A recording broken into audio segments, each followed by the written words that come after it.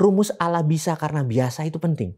Jadi begitu dia imitating, baru dia mulai improving. China sekarang menjadi innovating country. Karena sudah biasa. Nah, dia itulah di depan. Itulah strategi hacking. Strategi hacking itu adalah imitating sebenarnya. Ini yang gue mau denger. Iya kan? Itu. Imitating, begitu kita ala bisa karena biasa, kita menjadi innovating. Inilah Endgame. Hai teman-teman, hari ini kita kedatangan Wowi Mardigu, teman dekat saya. Bro, thank you bisa datang. Akhirnya datang lagi. Gue dengar lu sempet kena kemarin. It's very interesting tuh. Cerita gitu. Ya, jadi gini. Jadi mungkin ada banyak yang harus pelajaran tentang COVID gitu ya. Yang dulu kan gue mempromosikan COVID sebagai political tool gitu ya. Yang sengaja diluncurkan sekitar November 2019 dan masa tugasnya hanya sampai November selesai pemilihan raya di Amerika. Jadi hanya 1 tahun COVID sebagai political tool. Setelah itu COVID menjadi pandemi seperti biasa. Jadi mungkin beritanya akan hilang seperti AIDS. Jadi AIDS-nya masih ada gitu. Nah nanti COVID ini beritanya makin lama terutama di seluruh dunia. Dan sekarang berita di seluruh dunia semakin berkurang. Di Indonesia aja karena kita punya media sendiri gitu ya, cara bermedia. Nah yang menarik itu adalah gue nggak nyangka gue akan kena. Karena gue tahu bahwa COVID itu satu adalah deadly. Ya. Mematikan.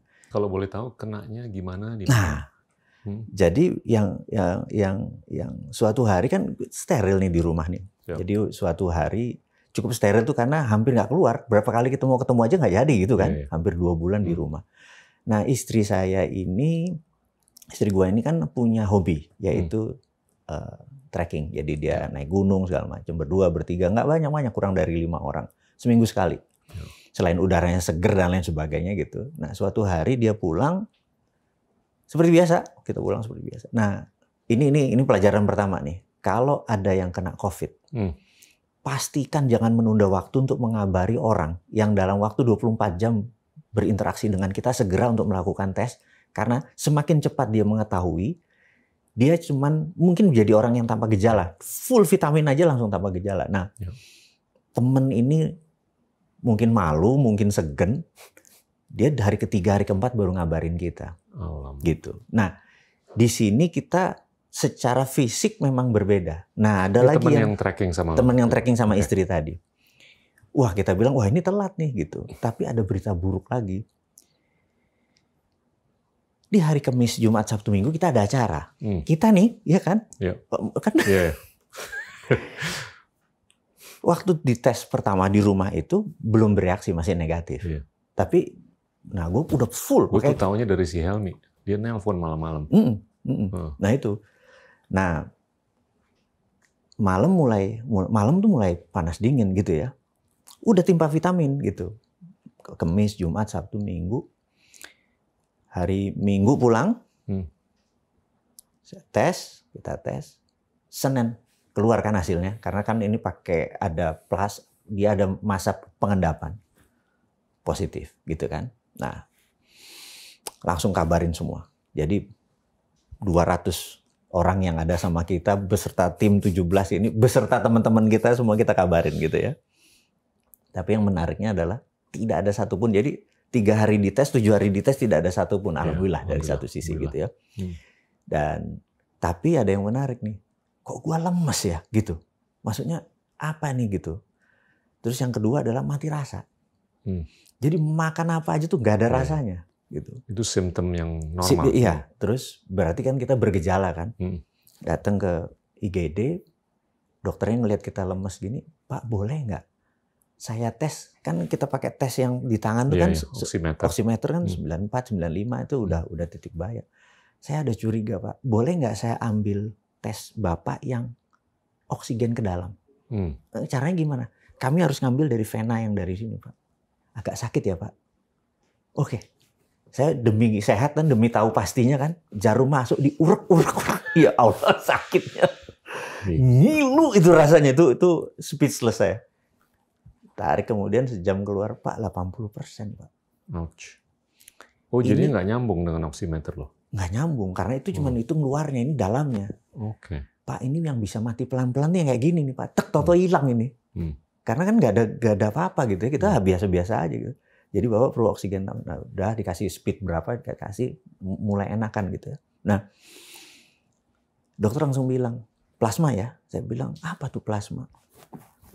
Jadi kalau lihat dari kondisi Bapak sekarang ini, kita sederhanakan aja mengartikan plasma tersebut adalah orang yang sudah sembuh dari COVID, plasma darahnya diambil intinya untuk minteri darah Bapak. Karena waktu ini ada virus masuk, dia masih meraba-raba, ini masih ABC, ini gimana sih gitu ya.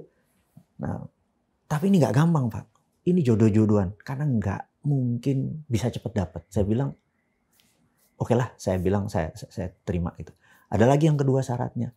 Kalau nanti Bapak sembuh dari plasma, tolong plasma Bapak disumbangkan karena 6 bulan pertama setelah Bapak selesai COVID itu antibodinya tertinggi dan itu orang butuh. Saya bilang, oh gitu ya. Saya bilang, saya janji saya nggak mau berhutang pada nature, pada kehidupan, pada semesta. Dia giving, ya saya harus give back gitu ya. Sorry, plasma lu direkayasa sama dia? Iya. Oke. Nah, to make story short, di hari ketiga kita ada berita. Ketiga itu kan kita bisa pakai coffee for, pakai segala macam lah. Itu hampir nggak ada growth apa-apa. Karena kan kita pakai CT thorax, paru-paru kanan udah putih. Itu udah kategorinya ada moderate severe gitu ya. Hari ketiga dapat, hari keempat dipasang. Beda kalau infus biasa itu kan ada meteran ininya ya. Ini karena darah langsung, ininya ganti yang besar.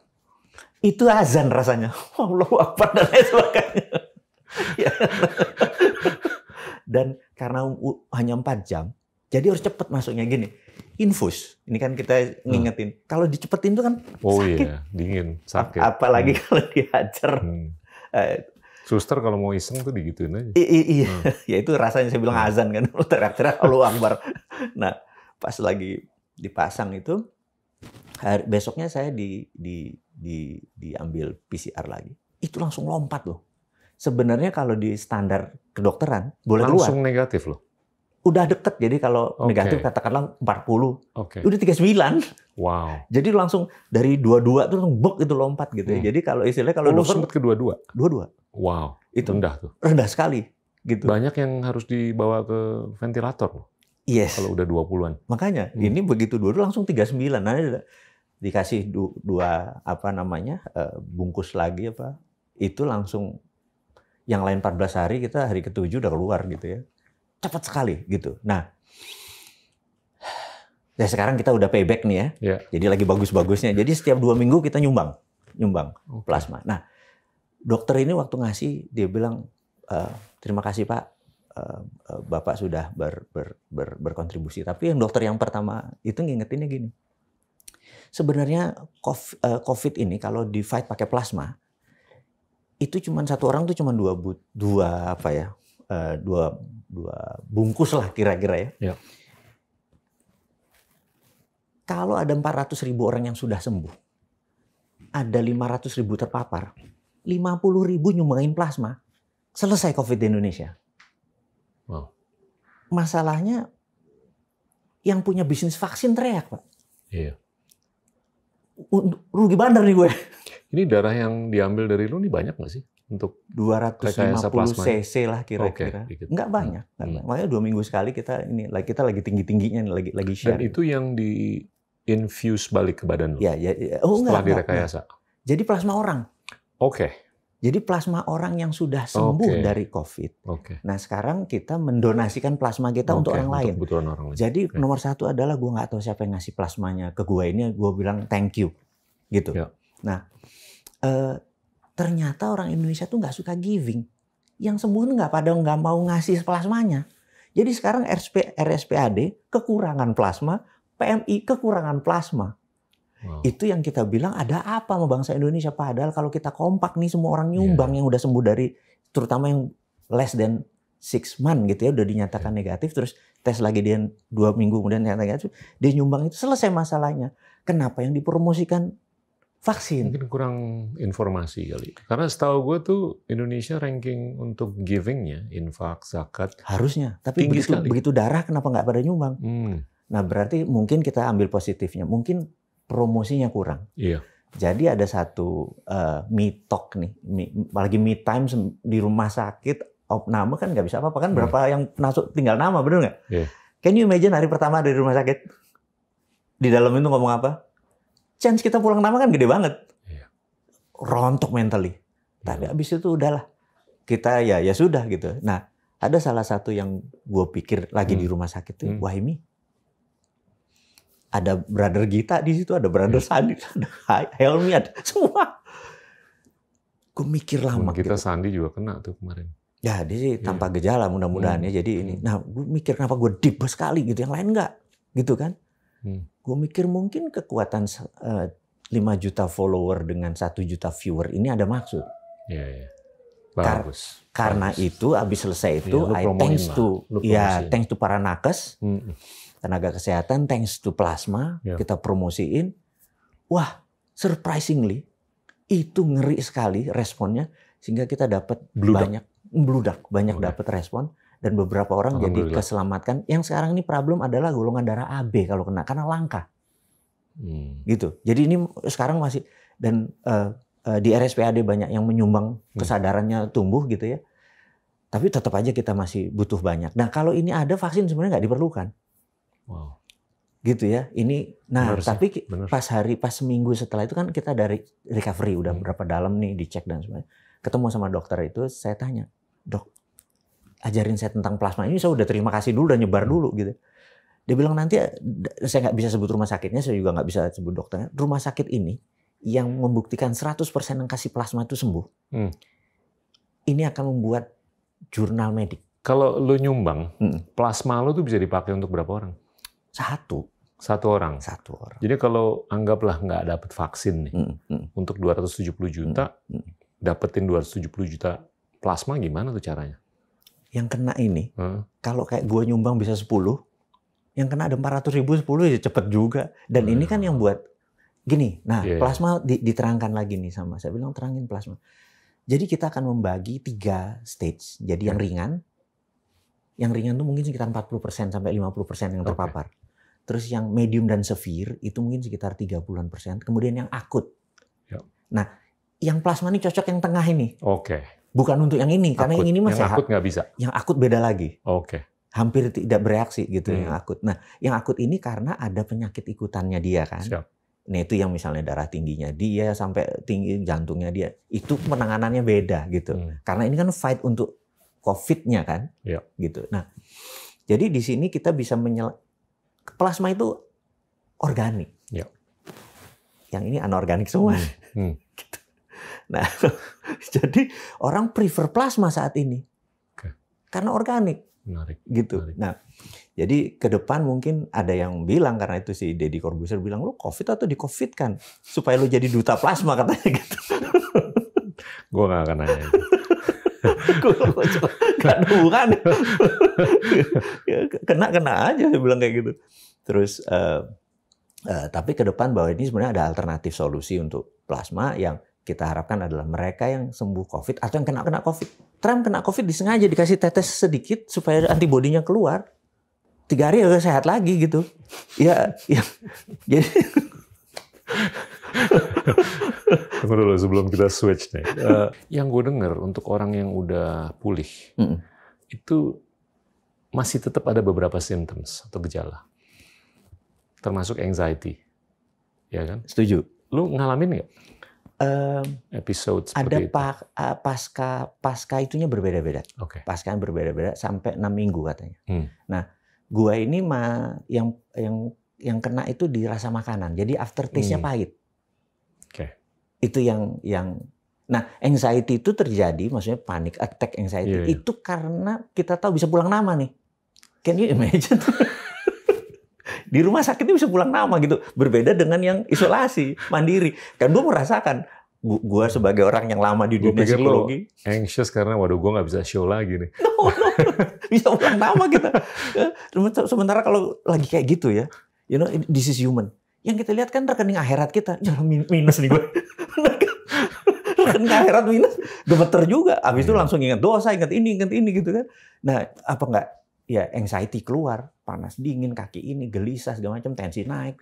Tapi lu nggak ada kan gitu-gitu? Sempet, karena kita human, brother, di level 80, terus begini, terus we don't know, bener nggak? Iya.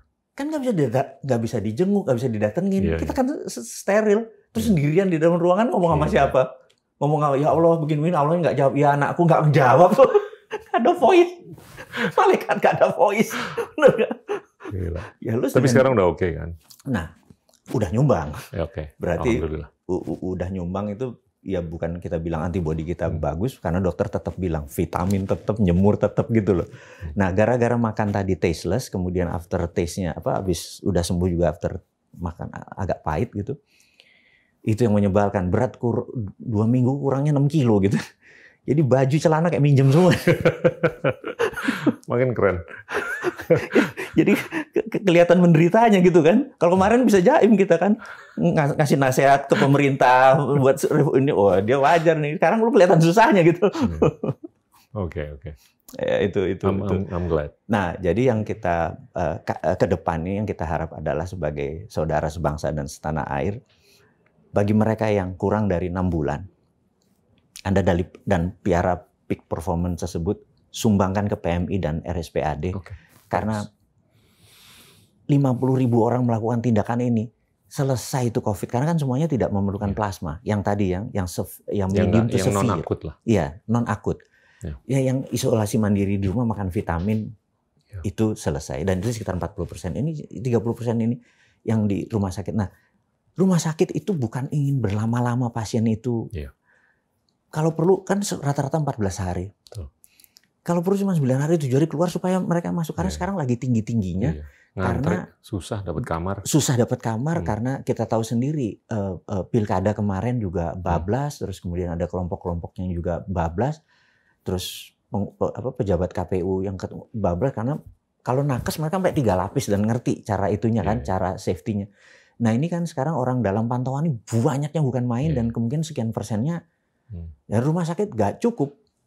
Itu yang kita mencoba menyetop karena saat ini kasihan. Negara, kasihan masyarakat, tapi di antara itu semua masih ada yang bertanya, emang ada sih COVID? Ya Allah, saya bilang gitu. Lu mau pindah tempat sama gue, silakan. Rasanya anxiety itu gak enak gitu loh. Tapi gue seneng lihat lo udah. Thank you. Udah oke, udah bisa ketawa, udah bisa ini lagi. Dan gue tetap masih khawatir sih mengenai testing dan vaksin. Tapi dengan solusi lewat plasma ini luar biasa. Dan testing kan masih sekitar 2,5% dari jumlah penduduk. Masih kecil sekali. Vaksin juga paling 30-40 juta untuk 2021. Kurang kali ya? Kurang, bro. Kurang. Speed-nya ya sebenarnya kurang. Jumlah ketemu speed ya? Ya, pasok juga. Ini supply limit. Jadinya ya yang ngantri kan banyak, ada 200 negara.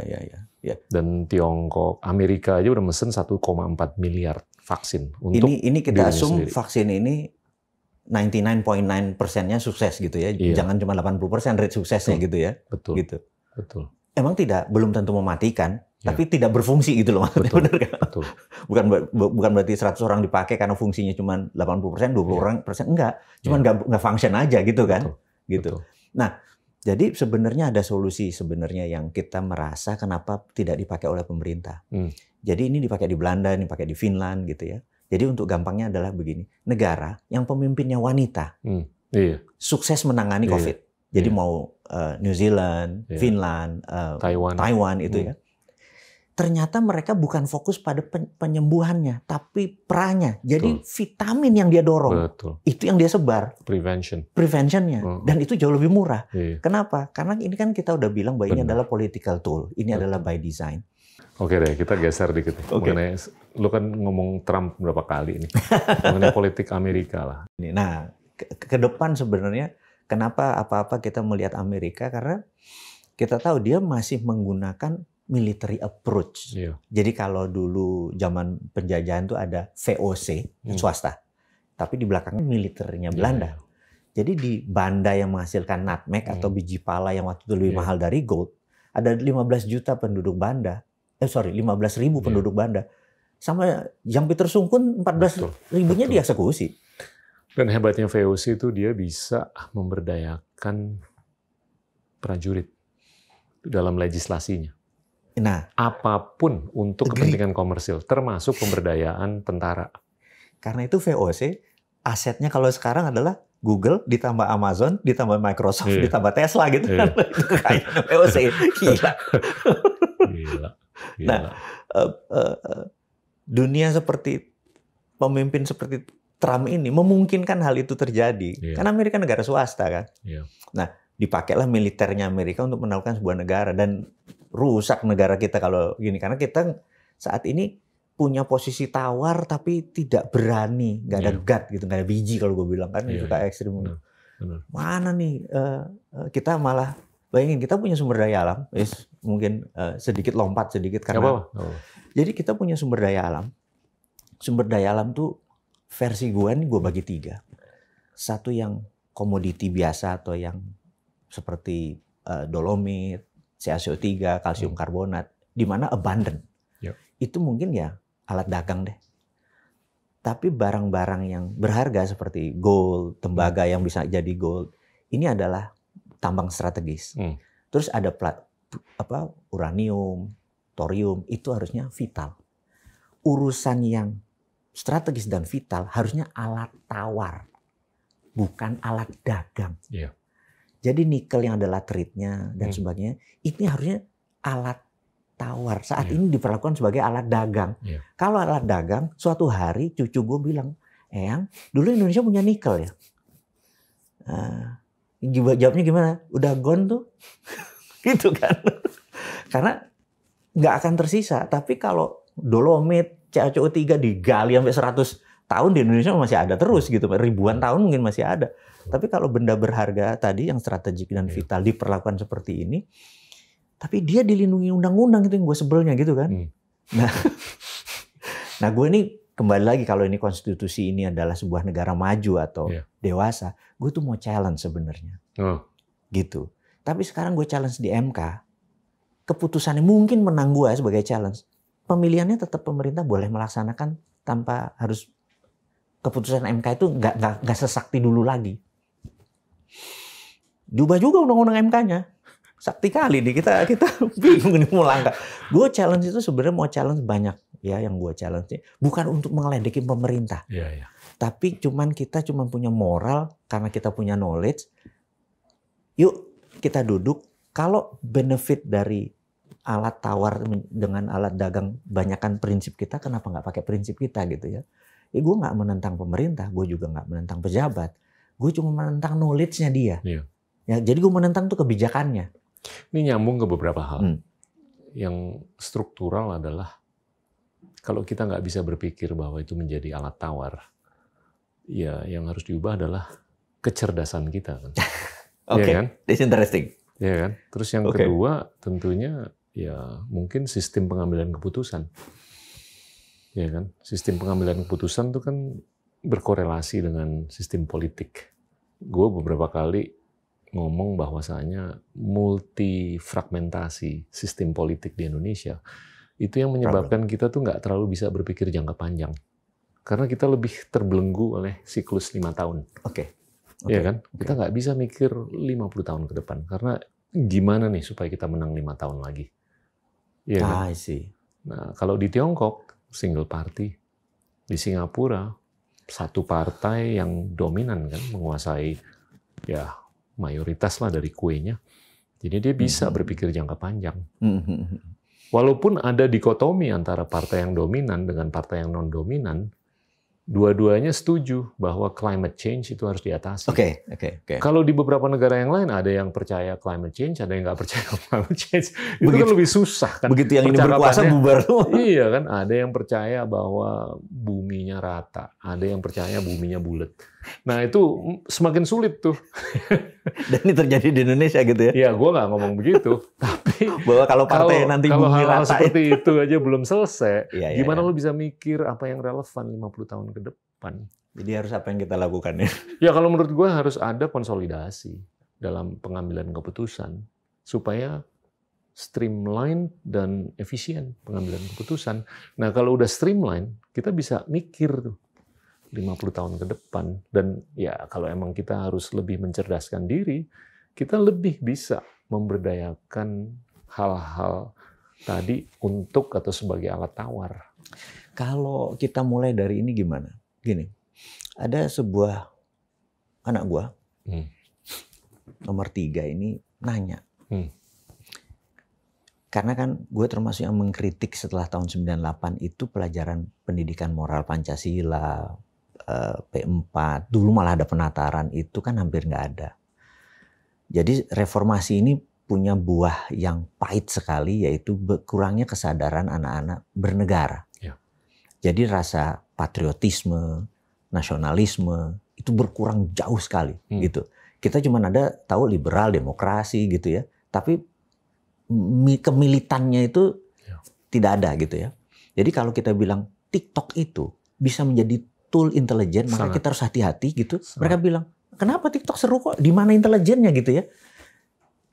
Kita kaget segitu naifnya. TikTok, Instagram, Facebook, semuanya udah terbukti. Sudah terbukti bisa jadi tool. Alat yang bisa memanipulasi psikologi manusia. Iya kan? Dia bisa ngehack otak orang yang tadinya A bisa jadi B. Dan itu dengan sengaja. Iya kan? Iya. Jadi begitu kita ngelihat mobil di YouTube, mobil, tahu-tahu iklan mobil semua masuk ke kita. Kita pindah cewek cantik, semua cewek cantik masuk ke kita gitu. Kalau untung masuk ke kita, kalau masuk ke bini kita bubar gitu. Dan jadi pokoknya gitu loh. Jadi kepokokean tinggi sekali. Gara-gara manipulasi psikologi. Akhirnya dia kayak new religion gitu ya, lebih fanatik itu daripada ini. Nah, mereka nggak sadar bahwa karena memang tidak mengerti, tidak ada pelajaran bernegaranya kurang gitu ya. Nah, sehingga anak gue yang nomor 3 tuh nanya dia pas pelajaran tentang sejarah gitu. Ayah, bentuk negara di Indonesia itu apa? Gitu. Dia bilang, yang kamu tahu presidensial. Saya bilang enggak. Udah bukan presidensial, sekarang parlementer sejak 2002. Dia bingung lagi kok. Sekarang ini yang menentukan adalah legislatif dulu, baru eksekutif. Jadi sekarang ini tidak ada lagi presidensial di Indonesia. Udah parlementer. Nah, karena itu ada, tapi bobot pengambilan keputusannya di parlemen maksudnya. Parlemen itu kan yang saya bilang bahwa. Nah, sekarang berapa orang yang sadar? Tapi kan jurisdiksi pemimpin eksekutif kan cukup luas loh. Setelah negosiasi, karena itu yang jadi presiden selalu berat. Karena sekali lagi boro-boro dia mikir negara, karena si legislatif tadi berpikir yang 5 tahunan. Iya. Yang kepala negara mungkin berpikir 30 tahun, 30 tahun, 50 tahun, 100 tahun. Ini 55 tahun lagi gimana berkuasa. Inilah akhirnya porsinya dibagi terus. Tapi mungkin lebih karena fragmentasi di legislatif. Setuju. Kalau di legislatifnya cuma 2 atau 3 atau 4, itu kan lebih gampang. Atau gini deh. Iya nggak, pengambilan keputusan. Apalagi yang bersifat jangka panjang. Gimana kalau sekarang untuk membuktikan pemerintah Indonesia itu presidensial, bukan parlementer, bentuk negara. Tidak ada threshold untuk jadi presiden. Jadi semua orang bisa. Gitu. Tapi susah juga karena budget itu harus di-approve oleh legislatif. Legislatif segalanya kan. Dompetnya tuh ukurannya diukur dan diputusin oleh legislatif. Itu balik lagi bahwa kita adalah parlementer. Betul. Tapi kalau yang di legislatif itu banyak warnanya, itu poin gue. Fragmentasinya tuh terlalu banyak. Tapi kalau ada satu yang ngontrol anggaplah 70%. Dan yang satu itu pemimpinnya atau kepemimpinan itu bisa mikir apa yang relevan untuk 50 tahun ke depan. Keren. Berarti satu, kita perlu pemimpin visioner. 2, kita perlu pemimpin strong dukungan politiknya. Seperti tadi legislatifnya gitu ya. Ada nggak itu orang kayak gitu? Ya ada lah, kita harus berdoa. Kan?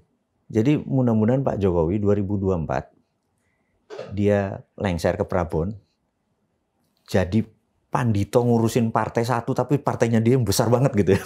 Iya, itu salah satu skenario yang memungkinkan. Tapi gue kalau ngelihat Singapura, Tiongkok gitu, mereka lebih gampang berpikir mengenai perubahan iklim. Iya sih. Kalau lebih gampang Politbironya menyatakan itu ya sudah. Dan di atasnya sama orang-orang sekitarnya itu kalau berdiskusi, Oke, gimana nih supaya planet kita nih bisa survive? Iya kan?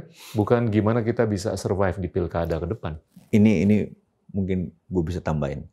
Saat ini, jadi ada 2 negara yang gue merasa gue watch carefully and detail gitu ya. Satu Amerika, satu Tiongkok. Jadi waktu 2017 Tiongkok ada 7 hari Partai Komunis Cina rapat, gue dapat invitation. Nanti gue proof nih lo undangan gue di sana gitu. Jadi gue di sana sebagai observer, correspondence. Keputusannya menarik kan, semua orang tahu bahwa satu Xi Jinping presiden seumur hidup di situ. Dan di hari itu gue baru realize bahwa BRI, Belt Road Initiative, yang tadinya sekedar inisiatif, ya, menjadi ideologi. Negara itu merubah ideologi komunis menjadi BRI tanpa tumpah darah. Jadi komunis hanya tool. Jadi bukan landasan lagi. Jadi bukan ideologi. Ideologi dia adalah Belt Road Initiative tadi. Dan itu yang Xi Jinping bawa 2013. Ya benar. Satu ya, Xi Jinping presiden seumur hidup absolutely. Powerful, benar nggak? Kedua, merubah ideologi negara dari komunisme menjadi BRI. Belt Road Initiative. Komunis hanya tool. Itu pala gue pecah langsung tuh 2017. Kalau mereka sih udah belak-belakan. Sosialisme dengan Chinese characteristics. Betul, betul. Nah itu kan jelas colornya. Terus, now at the moment ini, ada sisi bulan yang tidak pernah kena matahari. Mereka punya grand plan. Mau nambang di sana. Saya bilang, ini sakit nih orang bernegaranya, benar nggak? Karena mereka udah bisa berpikir untuk 50-100 tahun ke depan. Gitu. Nah, susah loh di Indonesia untuk berpikir 50-100 tahun ke depan. Ini. Balik ke siklus politik 5 tahun. Iya. Dan ini kan ada belasan partai. Dan A, B, C, D, dan seterusnya itu kepentingannya beda. Nah, ini kan di sini meledak-meledak dong sebagai patriotik nasionalisme sisi pribadi gue gitu ya. Terus gue lihat Amerika, Trump ini mendesain 12 tahun. Jadi dia kalau menjabat lagi 4 tahun, kayaknya Ivanka akan dia jadiin. Ini kita ini kan trade analysis dan selalu harus karena dia kalau 12 tahun tidak berkuasa, maka patriotismenya ini terus globalis yang kesini ini nggak kelar nih, gitu. Karena itu dia masih fight ini, tapi pakai konstitusi nih kelebihannya Trump ya. Nah, Demokrat punya grand plan juga terhadap Amerika itu juga, gitu. Ini mereka punya grand plan gitu. Nah, Rusia kita tahu 24 tahun sudah Putin menjadi presiden dan dia mendesain dirinya sampai 2036. Ini udah presiden seumur hidup sebenarnya. Terus akhirnya gue pikir gue harus nerbitin buku ketiga. Jadi buku 1, 2, gue nerbitin 2 buku geopolitik untuk milenial. Dedicate untuk milenial. Yang satu adalah jangan pernah berkata saya tidak pernah memperingati Anda. Isinya cuma peringatan, kejadiannya 90%. Bahwa Amerika akan begini, Cina akan begini, India akan begini gitu ya. Terus yang kedua buku ini adalah udah terbit lagi. Yang gue mau cerita yang ketiga ini akan terbit tapi bener-bener brand new. Judulnya adalah Redraw Map. Jadi gue merasa pada Majapahit, Gajah Mada itu dia draw map. Ini loh yang namanya Nusantara. Indonesia ini nggak pernah draw map. Ini loh yang namanya Indonesia. Ini uang masuk, ini uang keluar, ini begini. Bahkan mapnya gua, ASEAN itu bukan 10 negara lagi. ASEAN itu 24 negara, tambah 14 negara kepulauan, sehingga kita the biggest archipelago. Sampai Guam. 14 negara selatan Pasifik itu. Jadi kita harusnya untuk klaim menjadi negara. Yang gue takut adalah kalau kanal Kerajadi, maka ASEAN dibelah 2. ASEAN kontinental, 5 negara, ASEAN archipelago. Benar nggak? Ya kan? Ujungnya Thailand, Malaysia, Indonesia, Brunei, segala macam kan jadi archipelago. Kita gabung aja sampai Guam sekalian, karena kita bisa kontrol fish. Gitu loh. Ini ada teritori baru nih. Dunia maritim yang asli nih. Nah, saat ini hukum di Indonesia tuh pakai kontinental. Ya. Karena apa? Betul. Eropa pakai kontinental, China kontinental, Amerika kontinental. Kita harus pakai pendekatan oseanik. Kita pakai pendekatan oseanik gitu. Ini yang akan berubah. Nah, gue pernah ingat ada salah satu sahabat gue, Nobel laureate, 7 hari di Indonesia. Gue nggak bisa sebut nama karena dia, please don't tell. Duduk dia di hotel di Cikini itu, mungkin kamarnya 5 kali untuk dia sendiri. Hanya karena dia pengen private, terus hari ke-7 dia cerita. Amerika itu, distribusi cost Amerika untuk produk tuh 11-13%. Tapi itu FDR dulu harus printing money. Green Deal kan waktu itu tahun 30-an sekali. Itu membangun dari timur ke barat, utara, selatan road gitu ya. So does China.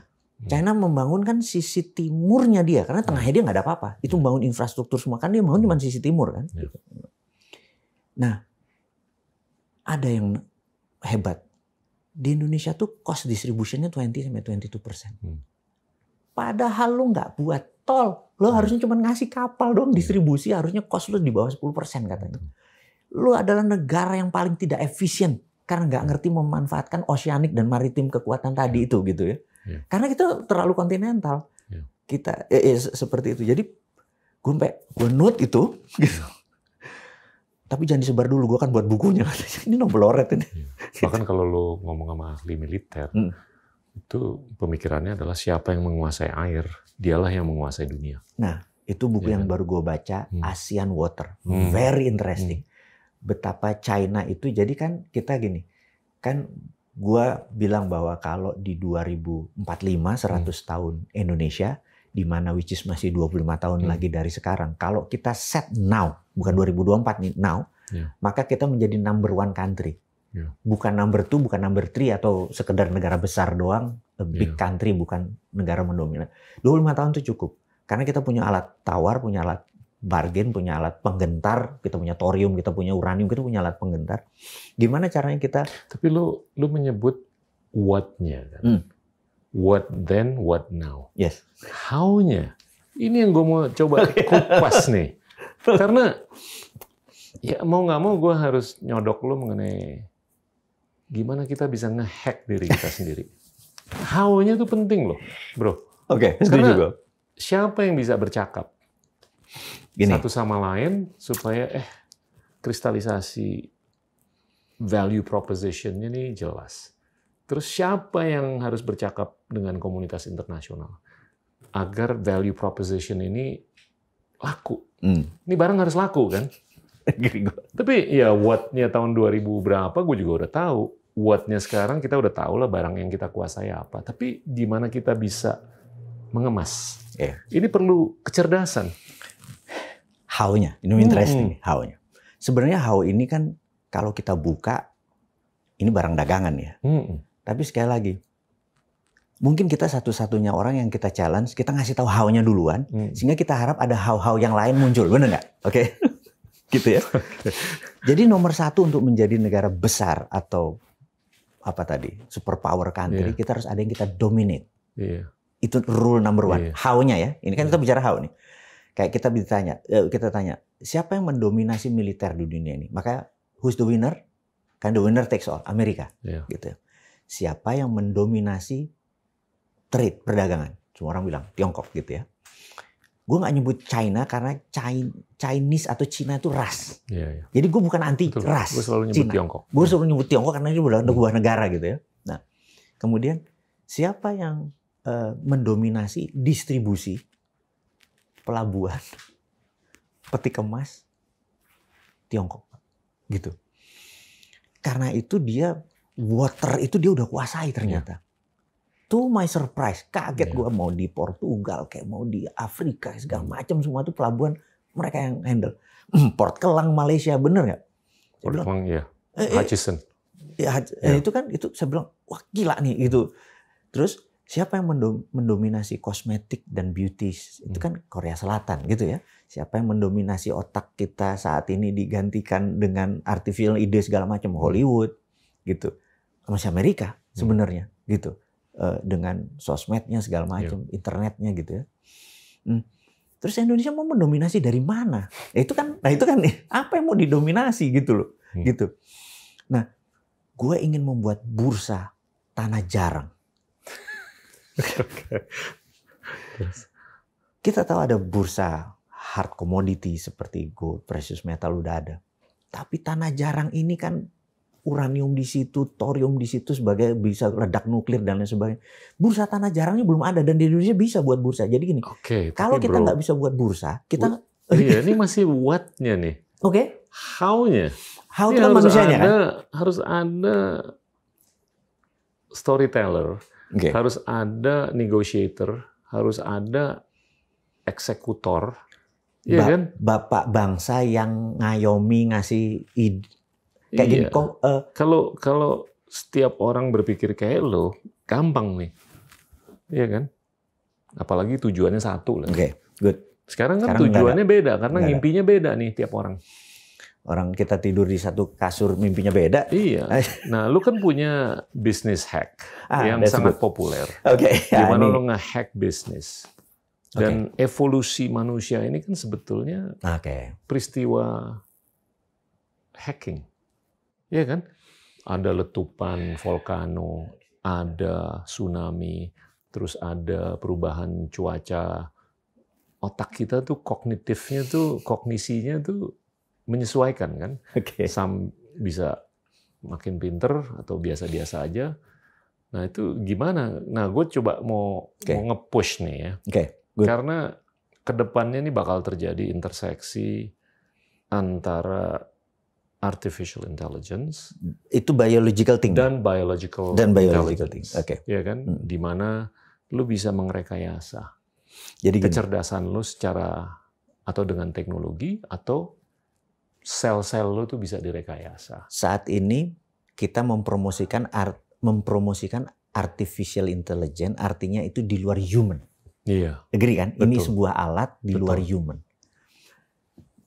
Kenapa nggak kita human-nya yang kita naikkan? Iya. Kita hack human-nya gitu. Iya.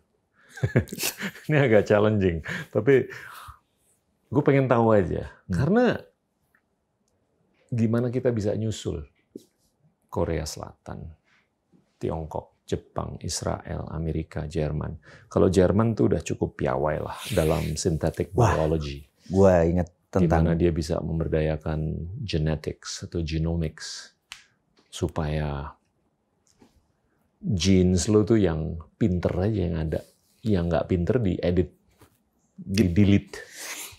Di zamannya Hitler, Hitler ini membunuh 25.000 orang retarded dan cacat. Itu satu.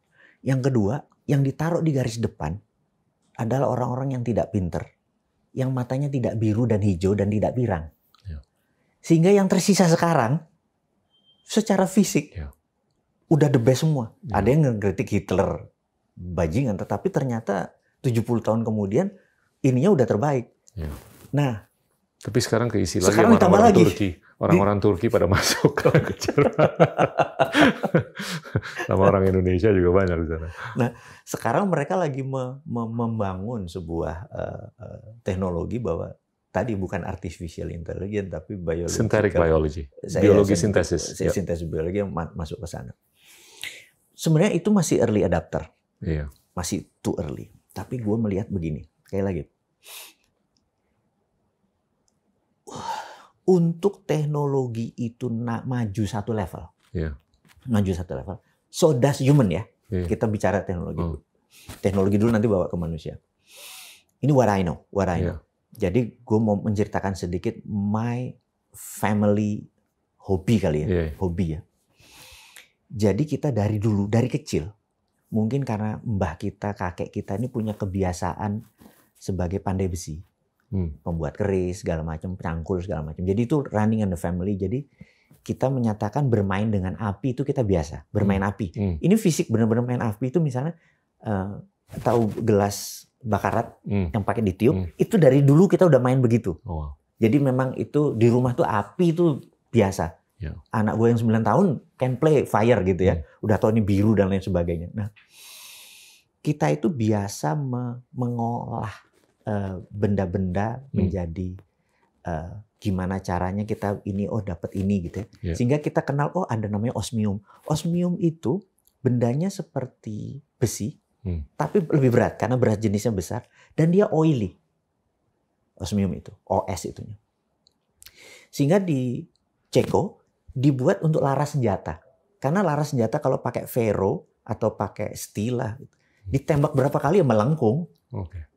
Jadi kalau merek-merek Glock yang tahan air segala macam itunya osmium karena dia oily. Lurus dan 100 tembakan juga nggak melengkung-melengkung gitu kan.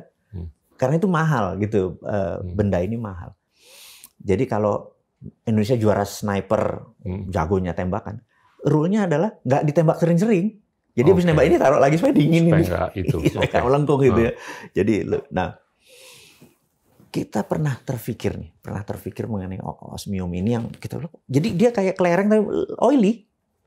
Apa yang terjadi kalau Indonesia memproduksi osmium tadi yang 99.9 ya, terus ini jadi propeller. Jangan-jangan kan semua benda yang berfriksi harus kasih oli kan. Kalau olinya cuma sedikit terus benda itu jangan-jangan pesawat jadi lebih cepat lagi. Yang tadi terbang cuma 900 km per jam bisa 1.800 gitu. Berarti teknologi ini bisa membuat dunia kan pesawatnya lebih cepat. Nah pesawatnya lebih cepat, ini lempengannya nggak pakai silikon nih. Berarti, untuk maju, misalnya untuk kita tinggal di Mars sekarang berapa? Perlu 3 bulan kan perjalanan dari ini. Nggak tahan kita 3 bulan main catur tiap hari, kepala kita pening, bener nggak? Gimana caranya ke sana cuma 8 jam? Itu berarti yang dirubah adalah mineralnya. Nah, tadi ada osmium, palladium, tantalum, europium, germanium, dan lain sebagainya. Benda itu kalau kita lihat karakternya, you will amazed sama benda-benda yang Allah ciptain itu gitu ya. Jadi 130 unsur periodik itu kalau benda-benda yang logam tadi yang sebelah kanan bawah itu yang saya bilang rare earth tadi, waktu kita mainin itu, kita pernah terpikir itu. Nah, proses ini kita mainan rumahan. Jadi saat ini kita ada sebuah benda yang saat ini kita ekspor udah hampir 30 tahun tapi skala rumah cuma 20 kilo sebulan. Gue nggak bisa sebut namanya sekali lagi ya karena bukan konsum publik. Kita udah kontrak dengan perusahaan kimia terbesar di suatu negara lah. Kita sebutin aja Inggris gitu ya. Nah, suatu hari kita dapat undangan dari TCC, Tianjin China Chemical. TCC di kota Tianjin. Jadi kita tahu bahwa Cina itu punya 7 BUMN. Nah sebenarnya BUMP, Badan Usaha Milik Pemerintah sebenarnya. Karena kan milik Partai Komunis Cina, bukan milik ini ya. Ini harus disadari bahwa BUMN di Cina itu milik Partai Komunis Cina. Gitu. Sehingga 7 politbiro itu kan komisaris di sini. This is my true story 2 years ago. Suatu hari gue diundang sama TCC, dia nanya, alat ini gue dapat dari perusahaan ini, gue bisa beli nggak? Gitu ya. Gue bilang sama kakak gue, Kak Mas, gini. Udahlah, berangkat aja katanya. Gue di first class. Mendarat sana, red carpet, masuk tinggal di sebuah tempat gitu. Hampir 7 hari di sana. Yang surprise adalah mereka semua S2 overseas. Jadi bahasa Inggrisnya kayak air. Yang ngagetin gitu. Bahkan kepala labnya mereka yang umurnya 70 itu mereka 15 tahun di Perancis, 15 tahun di Amerika segala macam, bahasa Inggrisnya kayak air. Jadi saya bilang, waduh ini mah udah ya kita nggak ada masalah dengan komunikasi gitu. Dia nanya, boleh nggak kamu beli ini? Dia bilang kami nggak akan kasih. OS ini? Bukan, kita nggak sebut nama ini. Benda ini gitu. Saya bilang Anda mau buat apa? Gitu. Kami mau buat power bank untuk rumah. Jadi misalnya siang itu pakai matahari, kemudian di save di sebuah power bank. Ini buat pakai. Nah, hukumnya baterai adalah energi yang diterima sama dengan energi keluar sama. Jadi kalau di sini 6 jam di charge 2000 watt ya, nah dipakainya 2000 watt lagi. Nah, dia perlu benda ini karena dia mau ada proses fusi. Jadi ini waktu di 2000 watt yang diambil, dia pakai proses fusi supaya bisa 5 kali. Jadi cuma 2 jam di charge untuk 22 jam. Kan harusnya 2 jam untuk 2 jam. Dia mau ada proses fusi. Nah benda ini nanti untuk rumahan sekitar 5.000 watt, yang kami jual 14.000 rupiah. 14 juta rupiah. Brother, kalau 14 juta rupiah dibeli, PLN bubar. Iya. Mending PLN bubar. Itu yang namanya kabel-kabel itu udah nggak ada perlu dipakai lagi, udah nggak ada lagi. Udah nggak perlu lagi. Terus dia bilang, kami boleh nggak beli alat ini? Beli mineral ini. Logikanya begini, mineral yang bentuknya ganjil. Ini misalnya uranium 237 gitu. Dia radioaktif. Kalau 238 atau 236 dia diem. Karena genap. Ya. Ini genap. Tapi tidak mengandung radioaktif, tetapi benda ini kok lo bisa buat genap? Itu pertanyaan dia. Sekali lagi ini teknologi rumahan, kampungan, tapi 30 tahun sudah dipakai di Inggris gitu ya. Yang pertanyaan saya, lo dapat dari mana? We are steal it. Jadi bukan. Iya. Nge-hack. Nah itu yang gue mau ngomongin. Mereka nge-hack data itu. Mereka bilang kok ini bisa buat. Dapatnya dari mana? Nyambung ke kita. Oke, kita. Tapi ini kita selama 30 tahun kakakku tidak memutuskan ini komersial besar, kayaknya 20 kilo sebulan. Sekali lagi ya, nggak besar. Terus karena idenya agak humanis. Ini kan humanis nih, bukan alat perang. Gue tergoda juga gitu. Nah, terus ini cerita dikit. Boleh nggak gue beli? Gue telepon Kang Mas gini. Enggak. Terus gimana, gue dari depan begini, lo cari tahu lebih lanjut lagi. Dia bilang kami nggak bisa. Terus gini, pemimpin kami tertinggi akan datang. Saya bilang siapa dia gitu. Pemimpin tertinggi itu siapa? Dia nggak sebut namanya. Tapi kan mereka tuh misalnya China tertinggi itu kalau nggak salah bank ya. Dalam konteks apa nih? Materi secara jumlah. Kalau nggak salah itu yang Xi Jinping. Jadi ini komisarisnya dari Seven Politburo itu yang megang duit kan bank. China Nuklir, China Power itu segala macam itu ada 7. Nah China Chemical ini China Power di bawah China Chemical karena dia punya 1.700 perusahaan termasuk Kevlar tahan peluru segala macam untuk anak usahanya dia. Ini saya ketemu sama di atasnya itu. Ketemu bener-bener ngetopnya itu kan. Terus dia bilang, nah tapi nggak bisa makan di luar. Jadi di lantai 52 itu dijadiin restoran sama dia, chef segala macam datang. Nah di sana tuh punya tradisi. Kalau orang yang duduk di sisi utara, itu tamu kehormatan. Nah, lu di utara? Di utara. Tapi di sisi kirinya, itu adalah gupolonya ini. Sisi kirinya. Jadi gini, orang kalau waiters tuh tahu, oh ini tamu kehormatan, ini tuan rumah yang tertinggi, gitu kan? Gitu. Jadi bukan posisi gue bilang, siapa di samping gue ini? Karena seluruh CEO cuma di sini. Ini kosong gitu. Nggak lama jam 4, jadi dia tidak jam dinner, jadi nggak boleh keluar karena takut difoto dan lain sebagainya. Datang, ada tulisan di sini, CCCP-nya itu kan. Woi, ini dia nih, salah satu 7 Politburo. Datang di samping saya, Inggrisnya kayak Dia langsung bilang, very strict. Dia bilang, kamu punya alat ini, kami naksir. Bisa nggak kami beli? Nggak bisa. Tapi kalau lo mau buat pabrik di Indonesia, kita supply. NKRI kita keluar dong. Dia ngomong lagi panjang. Gue nggak pernah deal kayak gini sama orang kayak lo, kata gitu. Terus saya bertanya. Dia nggak mau bangun pabrik di sini? Nggak. Kenapa? Karena di Cina lagi butuh barang itu kan, dia mau pindahin energi Cina kan. Cina saat ini bergantung pada Timur Tengah untuk fossil oil untuk hidup energi dia, bergantung pada batu bara. Dia mau di Cina dulu. Dia mau memutus banyak hal gitu ya. Dan dia bilang, boleh nggak kami tahu teknologi ini gimana ngebuatnya? Itu yang gue ceritain tadi bahwa dia tahu hydrocracker, nge-hack pakai hydro, bener nggak? Jadi kita tahu bahwa teknologi penambangan dan proses penambangan benda dari alam diambil jadi mineral diproses sampai 99.9 dengan refine gitu, di refining pakai anoda katoda gitu. Jadi biasanya teknologi barat, which is China juga pakai teknologinya, adalah barang ditambang, di leaching, dikasih air, kemudian dibakar di smelter, kemudian dimasukkan air lagi, di refine, kemudian dibakar lagi jadi solid gitu kan. Jadi prosesnya adalah hydro, pyro atau api, hydro lagi air, pyro lagi, terus terakhir baru air, baru terakhir untuk jadi solid atau sekedar jadi oxide gitu ya. Pyro lagi. Nah, teknik kami pyronya di depan. Karena sifat air memisahkan, sifatnya api menyatukan. Jadi kami satukan dulu, karena itu kami nggak ada waste.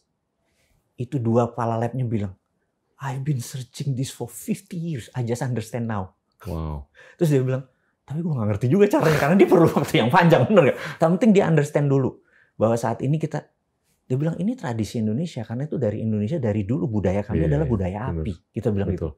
So this is interesting. Dia malah nanya tentang sejarah. Nah, jadi makan itu sampai jam 8 malam kita masih diskusi. Tapi ada satu hal yang menarik. Jadi gue ini dimanja. Ini gue cerita nggak apa ya panjang ya. Karena sore kan gue jogging kan. Jam 4 sore. Can you imagine brother? Setiap pohon di kota Tianjin itu ada chipnya. Iya. Ini chip apaan? Bener nggak? Oke. Jadi kesempatan ngomong sama one of the 7 Politburo kan sebuah honor gitu ya. Gue kasih lihat nanti foto-fotonya gue di sana.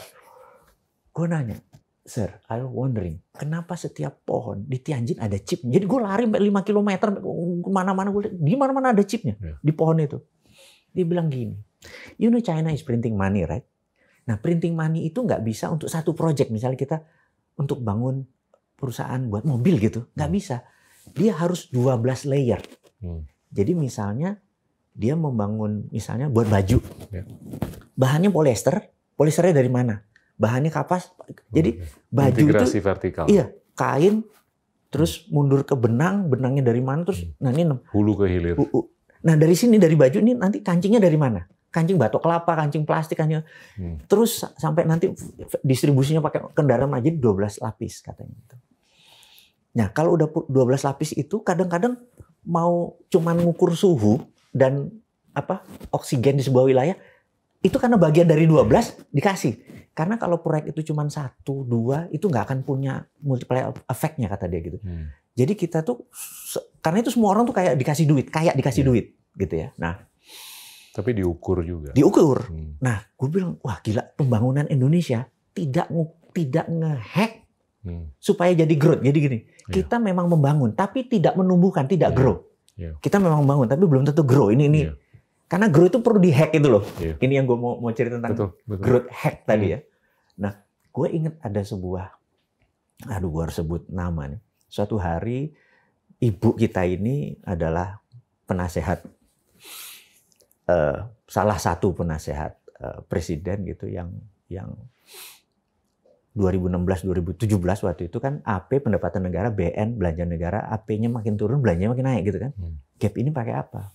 Utang mas. Bu nggak bisa printing money, nggak bisa mas. Karena ini disederhanain ya bahasa sederhana. Karena kalau printing money itu M0, ini bukan M0 teorinya M0 money supply, ini cuman kalau itu anggap M0 money kita 0, terus satunya adalah bank, terus bank ini ada misalnya Wowi gitu minjem uang ke bank, naruh jaminan terus ngasih 1 miliar gitu, itu M2 anggap ya, M2 terus nanti dia beli tanah nih M3 ini udah langsung M4-nya balik ke bank lagi. Ini udah duduk-duduk manis, ngopi-ngopi cantik gitu. Nah, di Cina itu M-nya bisa 12. Jadi tung baru masuk ke bank. Di Amerika bisa 24. Tung gitu. Jadi printing money di Indonesia tidak efektif karena tuk balik. Jadi kita lihat ternyata layernya kurang. Nah, ini. Oh ternyata itu yang ditakuti dari printing money. Nah dibalik lagi ke China tadi. Dia ternyata harus siap itu. Nah itu yang mau gue di idea ini ke pemerintah sekarang adalah wahai Bappenas, lo harus punya 12 layer. Bukan sekedar hanya membangun dam. Itu terlalu simpel kan. Nah kita mau hack China punya growth, cara dia menumbuhkan itu. Jadi satu ya mudah-mudahan dapat ini minimum 12 layer. Dan habis itu printing money nggak apa-apa, ya kan? Nah, terus to make story short, kunjungan ke mereka tadi adalah, gue tahu Indonesia punya budaya logam tinggi, gitu. Kita akan diskusi ini lebih lagi. Terus dia sangat minat, tapi kakak gue confirm, dia bangun pabrik di sini kita supply, gitu. Ini kita ngotot. It's 2 years ago. You know what, brother? Setiap gue ulang tahun ada hadiah. Gini gue ulang tahun ada anak gue ulang tahun. Gue bilang gila loh. Dia tahu anak gue kapan Peking duck. And macam-macam bro, macam-macam. Kadang gue dikasih Segway, dikasih go-kart. Can you imagine? Gila nih, dia nge-hack data gue dari mana? Setiap ulang tahun. Masa ulang tahun hari itu gue dapet. Dan mereka maintain the relationship. Ada satu orang khusus. Berarti kan gila, kita terlanjang banget nih data ini. Itu yang gue mau cerita, bahwa betapa mereka udah nge-hack kita semua. Gue siapa sih, bener nggak? Nge-hack kita semua. Tapi dia sampai sekarang nggak tahu di mana alamat pabrik ini. Tetap aja kita masih ada shadow-nya kan. Tapi kalau balik ke poin lo yang tadi, itu kan ujung-ujungnya itu terkait dengan industrialisasi.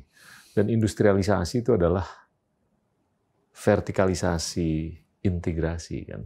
Jadi kalau lu bikin baju, ya bahannya lu juga yang bikin. Lu ini beli dari luar. Gue lagi berhadapan sama mantan menteri perdagangan. Enggak. Jadinya budaya dagang di dalam negeri itu terlalu kental.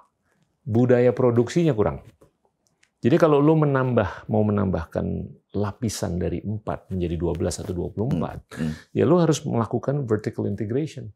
Jadi kalau lu bikin celana atau baju, ya kenapa bahan raw materialnya government? Ya enggak, itu tergantung sistem pendanaan kan. Iya. Di sini sebetulnya banyak yang mau bikin pabrik untuk raw material, untuk bikin sepatu lo, untuk celana lo, baju lo dan segalanya, untuk bikin kancing dan segalanya. Tapi karena nggak ada pendanaan secukupnya, ya udahlah kita beli aja dari luar. Toh juga lebih murah daripada bikin sendiri. Sementara memang lebih murah. Agree ya? Lebih murah karena memang produktivitas di luar tuh lebih tinggi daripada di sini. Nah, kita bisa meningkatkan produktivitas kalau memang dananya mencukupi supaya kita belajar. Nah, ini balik lagi, gimana supaya kita tuh lebih produktif, lebih cerdas, lebih efisien, lebih efektif. Kita ambil bahasa populis untuk tidak masuk ke sekolahan. Tadi kan contoh-contohnya adalah contoh-contoh lapangan ya. Iya. Gue kasih mungkin 2 cerita lagi di China. Jadi mungkin gue udah pernah cerita gue buat hotel. By the way, ini gue cut sedikit aja. Tamu kita beberapa waktu yang lalu tuh kan menggarisbawahi perbedaan sistem yang ada di Tiongkok sama di Amerika. Di Amerika ini terlalu kental dengan plutokrasi. Sedangkan di orang China, kaya yang mau mengaruhi pemerintahan ya, plutokrasi, biar paham nih teman-teman. Dan di Tiongkok itu lebih kental dengan meritokrasi. Dan dari sudut pandang itu aja kelihatan mana yang bakal berkesinambungan, ya kan? Dan Tiongkok tuh udah bisa membuktikan diri sebagai meritokrasi yang bisa mengambil keputusan yang lebih jangka panjang dan jernih. Ya kan? Sorry. Terus. Nah, anggap kita sekarang adalah anak kecil yang masih kecil, masih balita. Indonesia masih bisa dibentuk dengan apapun. Jadi lebih baik kita ngajarin pakai contoh-contoh praktis supaya teman-teman pejabat atau generasi milenial yang nonton acara kita ini terinspirasi. Karena gue tahu ada sebuah pepatah, guru yang baik dia mengajarkan, guru yang lebih baik dia mendemonstrasikan, tapi a master dia menginspirasi. Sifu. Jadi kita mengharapkan ini, saya duduk dengan seorang master. Enggak, lo master. Jadi kita nggak ngajarin, kita cuma. Lo Sifu, gue Kung Fu Panda. Terus. Nah, jadi gue punya pernah cerita, mungkin gue ulangi lagi untuk supaya lebih nge-refresh. Jadi gue bangun hotel bintang 3 tapi gue pengen semua peralatan tuh bintang 5. Jadi Grohe gitu ya, Kohler gitu ya. Tapi kita tahu harganya nggak match dengan harga bintang 3. Lalu yang kita lakukan adalah kenapa nggak kita pecah 2? Benda yang mekanik, yang pneumatik, yang bergerak, yang rotating, kita pakai yang original. Jadi kita datang ke toko Grohe, kita datang ke Kohler segala macam, kita bilang kayak hotel kita pernah beli 100 unit di sini, sekarang udah sekian tahun, boleh nggak membeli mekaniknya gitu. Kohler kan bisa 25 juta hanya toilet seat gitu ya. Grohe gitu kan. Sementara Toto atau American Standard 5 jutaan di hotel wajar gitu. Tapi gue nggak mau, gue maunya Kohler gitu ya. Nah, mekaniknya ini ternyata cuma 2-3 juta doang gitu. Nah, gue ke Cina. Jadi dari Hong Kong, Shenzhen, ada sebuah 5.000 rumah itu buat toilet seat terus. Gue bilang, ada bukan 5 sehari, 2 sehari gitu. Gue nanya, ada model ini nggak? Oh, di rumah sana. Ditanya, berapa harganya? 400.000. 400.000 itu. Saya beli 300 tawar-menawar, pokoknya 500.000 sampai Indonesia. Gue beli 150 karena kamar gue 120. Jadi yang statis, China is the best. Tapi yang mekanik, rotating atau muter, jangan beli Cina gitu ya. Sampai sekarang hotel itu udah jalan 7 tahun, ini nggak pernah rusak. Karena Kostler gitu. Jadi barang sama-sama 5 juta gitu ya. Yang gue menarik adalah di situ adalah, lo kalau buat begini terus, kalau nggak ada yang beli gimana? Oh enggak. Setiap Sabtu, bulognya toilet seat itu datang. Begitu standarnya ini dibeli. Kalau nggak dirusak. Jadi mereka datang hari Sabtu tuh beli, langsung diambil. Rupanya ada gudang khusus toilet seat, tapi milik negara, mirip Bulog. Oke, gue bilang, berarti lu buat aja. Iya Pak, marketing mah gampang. Dia buat aja terus, tapi ada Bulognya. Terus di kota sebelah, akhirnya gue minta jalan 2 jam. Di kota sebelah dia hanya buat traktor motor. Ada yang seminggu 1, ada yang seminggu 2 minggu 1 gitu. Itu kalau nggak laku disita, dibeli murah dengan standarnya ini. Kalau nggak dia nggak beli. Tapi mereka udah bisa memenuhi standar produksi. Mereka ada Bulognya untuk ini, terus ada Bulognya untuk loh, Bulog itu bukan ngurusin badan urusan logistik, itu bukan beras doang, di sana punya. Jadi kalau kita punya seperti itu di Indonesia, di setiap wilayah, nah kalau beli di gudang itu jauh lebih murah. Kebetulan Kohler nggak ada, tapi kalau American Standard, kalau yang nanti di rumah BTN-BTN-nya belinya di situ gitu ya. Jadi gue bilang, kenapa di Indonesia nggak ada Bulog beginian sih? Supaya kita, karena gini, kalau kita dagang, kita bisnis ya, produksi sama manufaktur itu udah repot. Terus ngurusin marketing lagi. Karena itu ada Growth Hack, sebuah buku yang menarik yang brother suka baca itu. Itu kan antara produksi dan distribusi. Ini different skill. Karena itu kegagalan. Pertanyaan gue, how? Gimana supaya kita bisa punya kapasitas produksi? Nanti kita sampai sana ya. Apa yang lo ceritain? Nanti kita sampai sana. Ya kan? Itu karena gimana kita bisa bikin saniter atau produk saniter secanggih apa yang lo udah beli, sekeren seperti dan semurah dan gitu lu kan selalu kan ya, gue juga pernah lah ke sana. Itu gue bingung kok barang yang bagus bisa harganya cuman VI ecek-ecek banget kan, dimana kalau lo belanja di sini gitu kok bedanya. Ya gimana mereka bisa produksi semurah itu? Nah itu gimana supaya kita bisa kayak begitu? Bisa. Kecuali kalau kita mau beli aja, mau dagang aja. Tapi gini loh, resikonya jangka panjang. Mungkin nggak terlalu panjang. Ini kan konsumsi domestiknya Tiongkok ini kan semakin gede. Dan ada loh kemungkinan mereka tuh nggak bisa produksi cukup untuk dirinya sendiri. Nah kalau itu kejadian, kita bakal celeng. Karena kita harus bisa produksi untuk diri kita sendiri. Itu sebentar lagi terjadi. Ini yang gue mau. Ini berkorelasi dengan kecerdasan, kualitas pendidikan, kuantitas pendidikan dan segalanya. Okay. Kita mau mulai dari mana? Ini harus dihack. Kita mau dihack. Nah, gini ya. Gue pernah kepikir bahwa benda ini sekali lagi gue sebagai orang yang punya sisi lain bermain di api dan mineral. Ini punya sisi lain. Gue pernah berpikir bahwa kalau kita ini physical ya, biological hacking yang kita mau intelijen kita mau naik tuh. Ini kan kalau teknologi untuk maju memerlukan mineral mutu tinggi dan benda baru. Dan manusia itu perlu mineral tinggi. Pernah lagi kepikir nih bahwa pada saat manusia itu jinnya kita ubah, maka eating habit masuknya pun itu bergeser jauh ini gitu ya. Udah dilakukan di laboratorium. Nah, gitu ya. Gimana lo bisa mengedit kode genetika lo supaya lo makannya lebih sehat, lo lebih tinggi, lo lebih pinter, lo lebih atletis dan segalanya. Itu di beberapa negara maju sudah dilakukan dan bukan eksperimental, tapi udah aktual. Gini. Gue tahu ada 1-2 orang Indonesia yang di level itu.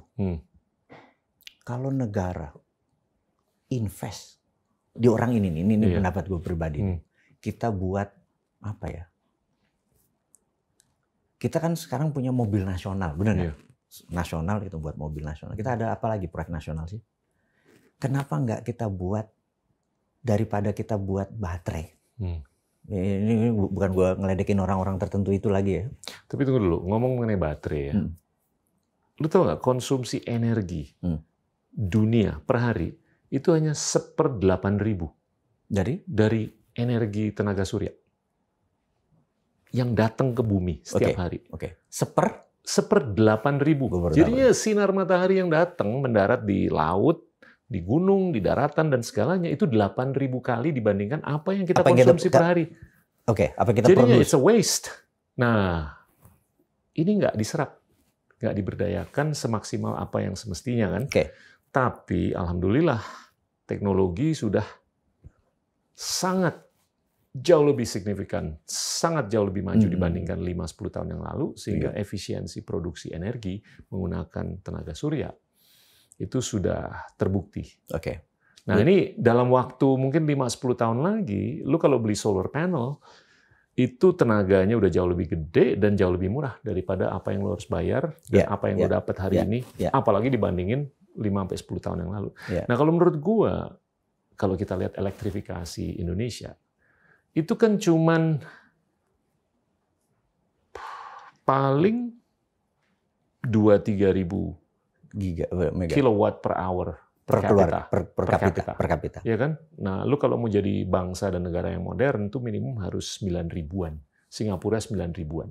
Kita masih jauh di bawah 9 ribu. Seperempat. Nah, kalau menurut gue, gimana kalau kita mau memodernisasi diri, itu harus mencukupi energinya.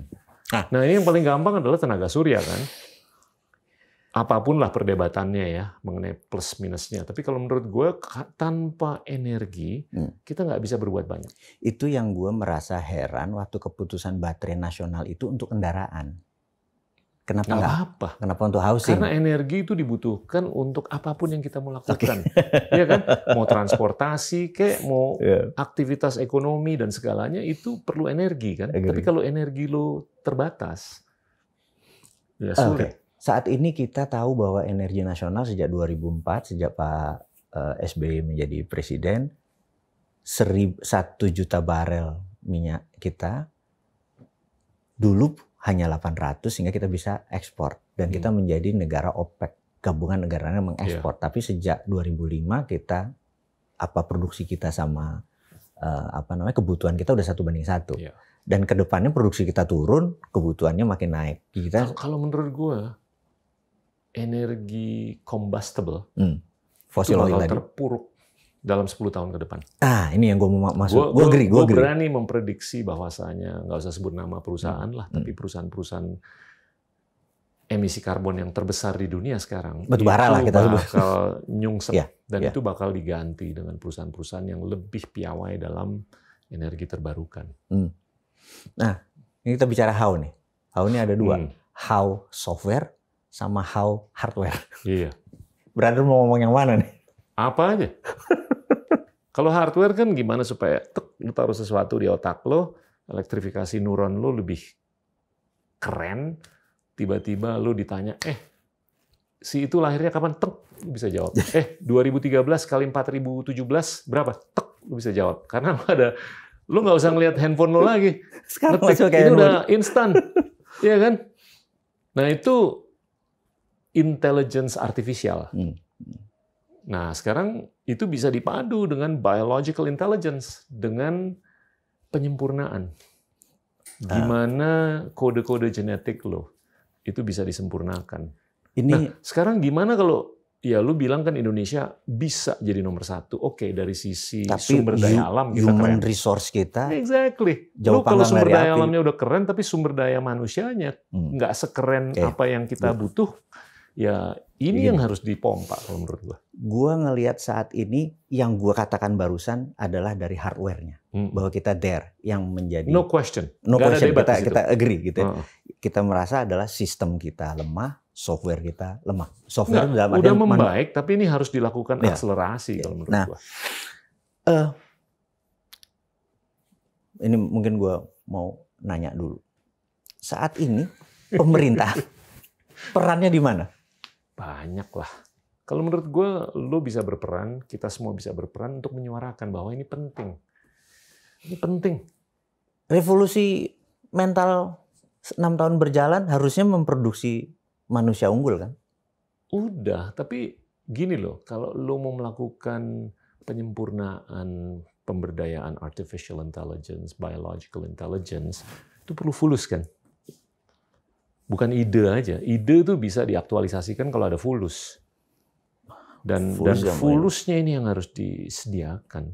Dan visi sih udah ada, tinggal fulus. Oke, balik ke... Ya gimana supaya lo bisa berdayain anak-anak muda yang ngerti mengenai genetics, genomics. Gimana lo bisa memberdayakan anak-anak yang ngerti mengenai artificial intelligence supaya mereka semua bisa keroyokin ide-ide atau aktualisasi ide supaya tiba-tiba kita nih lebih sehat, lebih cerdas, dan lebih apapun lah, supaya bisa mengeksekusi what-nya. Gue nggak nanya lo, nggak debat sama lo mengenai what-nya. What sekarang, what nanti. Tinggal how-nya. Who dan how-nya nih. Iya nih. Who-nya nih. Gue udah tahu apa yang di bawah tanah apa. Iya benar. Iya kan? Tapi yang di atas tanah ini yang harus digerakin. Dan balik lagi, kalau menurut gue dua ya. Satu, sistem pengambilan keputusan. Di mana nih? Di politik. Oh, di politik. Ini kan ada belasan partai. Ini gue nggak tahu apakah mereka bisa berpikir apa yang penting untuk kita 50 tahun ke depan. Kayaknya agak-agak sulit deh. Karena mereka lebih fokus mengenai pilkada tahun ini, gimana pilkada tahun 2022, pemilu tahun 2024. Itu kan ya oke lah. Tahunan tapi jangka pendek. Tapi apa nih yang relevan untuk 50 tahun ke depan supaya bangsa kita tuh bisa kayak LeBron James. Jadi itu yang pertama. Yang kedua, SDM-nya. SDM-nya gimana nih supaya at least di level percakapan tuh udah banyak banget. Nah, kalau percakapan udah banyak, diskursus banyak, implementasinya sih ya tinggal masalah duit dan waktu. Gua merasa jadi kalau mikir gini nih bangsa kita nih kurang marah ya, kurang banyak musuh kali ya. Nah, nggak juga sih. Gue sih justru seneng bahwa ini kita damai. Gitu ya? Iya. Perdamaian tuh bekal loh untuk bisa beride, bervisi. Gue malah seneng war loh.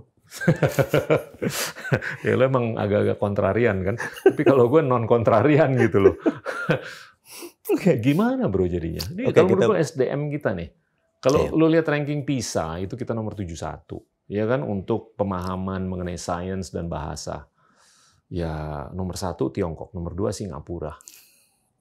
Bukan berarti kita nggak bisa nomor 1. Gue pengen tahu how kita bisa ke nomor 1 tuh dalam waktu yang finite. Gini. Jadi di dunia fisiologi kali ya, fisik ya. Otak manusia, siapapun dia, beratnya, volume otaknya sama. Iya, 5 kilo. Jadi 1,5 kilo. Kepala 5 kilo, otak 1,5 kilo. Mau mereka dari ras Caucasian, bule, Negritos, atau Oriental seperti kita, ukuran otaknya sama. Iya. Panjang neuron sarafnya sama. Gitu ya. Utilisasinya beda. Nah itu. Tapi ada 4% manusia yang kita bilang tidak sama karena dia chemical imbalance. Dia misalnya ADHD, misalnya dia autism, dia betul. Seperti itu. Ada 4%. Yang 96% ini manusia sama, size-nya sama, panjang neuron saraf sama, volume otaknya sama, speed-nya, kecepatannya, dan memorinya sama. Jadi kalau kita balik secara hardware, yang namanya humankind sama. Gitu ya. Ras kita sama soalnya. Tapi ada yang membedakan kok dia bisa lebih powerful, dia lebih dominan, dia lebih sehat, dia lebih bahagia gitu kan. Orang Nepal tingkat kebahagiaannya tinggi banget. Secara materi dia tidak kaya. Itu kan ada surveinya. Di Finland ada the happiest country in the world gitu ya. Nah, jadi yang membedakan bukan hardware. Yang membedakan adalah software. Ini yang kita mau bicara bahwa software itu man-made. Jadi hardware is God given gitu ya. Nah, kita bicara ke software. Cara memprogram diri sendiri, itu menentukan langkah kita ke depan. Jadi gua di dalam memprogram diri gua itu kalau kata Michael Jackson, if you wanna change the world, you have You have to start with a man in the mirror, gitu ya. I'm starting with the man in the mirror, gitu ya. One of my favorite songs. Iya kan? If you wanna change the world, gitu ya. Yeah. Nah, itu pertanyaan tadi balik ke brother yang bilang tadi, kita mau apain? We want to change the world. We have to start with a man in the mirror, gitu ya. Man in the mirror ini ya diri kita. Nah, jadi apa yang lebih penting daripada itu adalah self-talk. Jadi self-talk menentukan tindakan. Tindakan menentukan kebiasaan. Kebiasaan menentukan pola pikir kita. Pola pikir kita menentukan self-talk kita. Betul. Ya, kita balik lagi. Betul. Kita ulangi lagi nih biar teman-teman ingat. Self-talk menentukan tindakan kita. Tindakan kita menentukan habit atau kebiasaan kita. Kebiasaan kita menentukan pola pikir kita. Pola pikir kita menentukan self-talk kita. Jadi, kalau kita mau merubah pola pikir kita, yang kita ubah adalah self-talk-nya dulu. Betul. Gitu. Jadi self-talk adalah kita bisa, kita mampu, ini mudah, ini sekarang, ini segala macam, kita lakukan itu. Itu akan merubah kita punya habit gitu ya. Nah, I'm try to make everyone ngomong baik sama dirinya. Jadi energi yang keluar itu kekal. Jadi gini, ini kalau ini bumi, di sini ada seorang Wowi, tiap hari memberikan kata pemerintah payah, Tuhan jahat, hidup negara korup segala macam, itu yang balik ke gua, balik ke kita, hidup gua belangsak. Tapi kalau Tuhan baik, semua mudah, pemerintah kompak, ini kita betulin self-talk-nya kita. Betul. Positivitas. Positif itu dulu. Kita harus meradiasikan energi positif. Jadi mungkin gua bukan berusaha membuat change the world. Bagaimana kalau kita change ourselves untuk jadi gini, what we are now is a God gift. Gift, G-I-F-T ya. What we become is our gift to God. Jadi jangan pernah salahkan masa lalu. Oh enggak, gue nggak percaya. What we become is more important. Apa kita mau jadi apa nanti lebih penting dari apa kita sekarang dan apa kita kemarin. Gitu ya, karena what we become is our gift to God gitu ya. Nah, ini nyambung ke ilmu psikologi. Yes. Kalau di psikologi itu ada dua bapak kan. Yang pertama Sigmund Freud. Dia tuh menjelaskan perilaku kita hari ini dikarenakan apa yang terjadi di masa lalu. Tapi yang satu lagi bapaknya namanya Adler, Francis Adler. Apa yang lo lakukan hari ini tergantung apa yang lo inginkan di masa depan. Gue lebih suka Adler daripada Freud. Ini nyambung nih ke teori lo. Gue lebih suka yang tadi. Positive thinking kan. Taruh lagi ke depan kita taruh. Kalau ngeliat ke belakang tuh lebih beralasan dibanding bersolusi. Ini excuse. Ya gue begini karena ini sih, gitu ya, gitu. Jadi bahkan gue sekarang bisa berani ngerubah bahwa kenapa gue terlahir di keluarga itu. Kan ini blame akhirnya kan. Udah forget masa lalu karena sebejat-bejatnya orang, seberdosa-dosanya manusia, masa depan masih suci gitu kan. Ya kita ngomong depan aja deh gitu. Nah, karena itu gue terlihat seperti orang halu. Gue terlihat seperti seorang pemimpi. Karena gue taruh di depan semua. Itu yang gue harap adalah ini bisa. Jadi gini, gue taruh di depan bahwa Indonesia punya mineral. Gue taruh di depan bahwa Indonesia mengontrol geostrategi yang sangat bagus. Taruh di depan semua barang ini bagus. Yang gue harap adalah dari kita ini adalah, perlunya apa? Change yourself.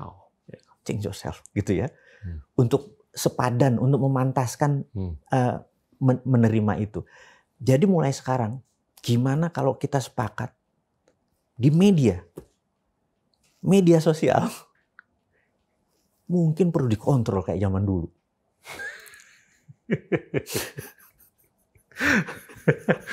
Mungkin. Tapi yang di sini ini benar-benar lihatnya future tadi.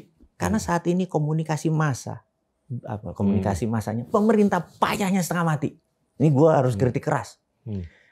Mereka nggak salah, cuman komunikasinya yang salah.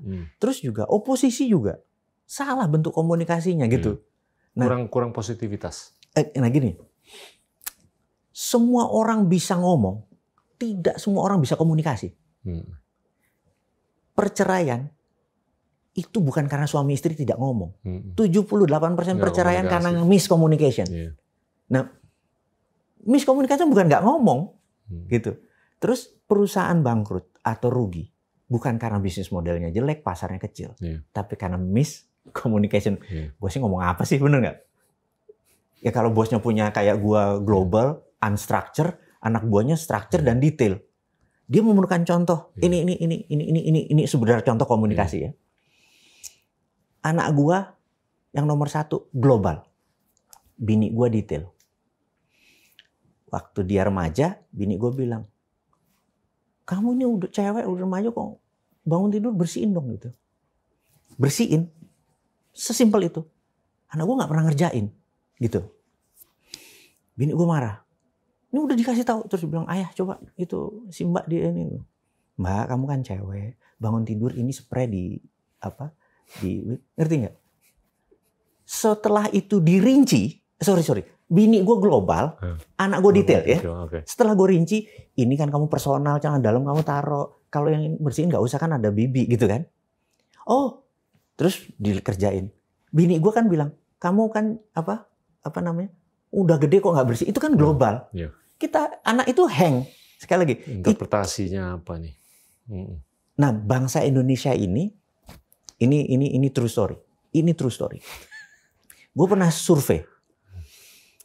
Bangsa Amerika itu, ini statistik, 70% risk taker. 30% safety player. Bangsa Indonesia itu 68% safety player. Yeah.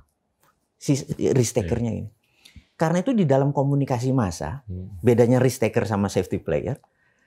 Kalau safety player ini kalau bagian dari 32% ya. Oh, mungkin bagian yang off tadi, not human.